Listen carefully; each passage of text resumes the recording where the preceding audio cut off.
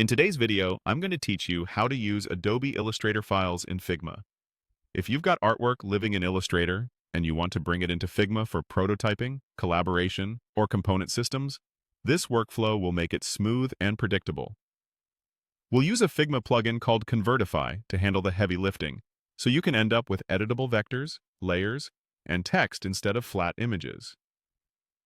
Start by heading to Figma, either in the desktop app or in your browser. Open a file where you want the Illustrator content to live. A fresh blank page works great if you're importing a full design, but you can also drop assets into an existing project. Make sure you're on the canvas and not inside a nested frame so the import has room to land. Next, right-click anywhere on the canvas and open the Plugins menu.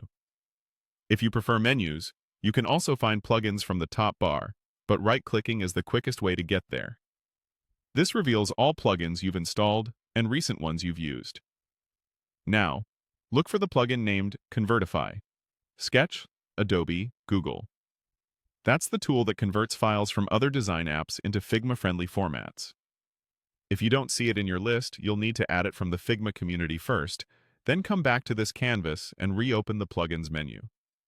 When you've found Convertify, click the small arrow or flyout to reveal its import options and choose Import Adobe Illustrator to Figma. This tells the plugin you're bringing in a .ai file so it uses the right conversion settings for Illustrator features, artboards, and vector paths. You'll be prompted to upload your file. Select your .ai file from your computer and confirm. Larger or more complex files may take a moment, so give it time to process. During import, Convertify translates shapes, strokes, fills, and text into native Figma layers. Gradients and blend modes usually map well. Highly specialized Illustrator effects may flatten or rasterize, depending on complexity. If your design uses specific fonts, make sure those fonts are available in Figma to avoid substitutions. Color-managed files generally come in as expected, but it's good practice to review key brand colors after import.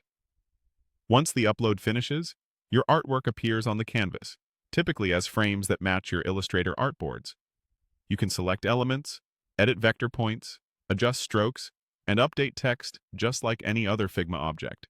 If something looks off, check for clipped masks, outline any problematic text in Illustrator before re-importing, or simplify extremely detailed effects. That's it. You've successfully brought an Adobe Illustrator file into Figma using Convertify, keeping your work editable and ready for collaboration.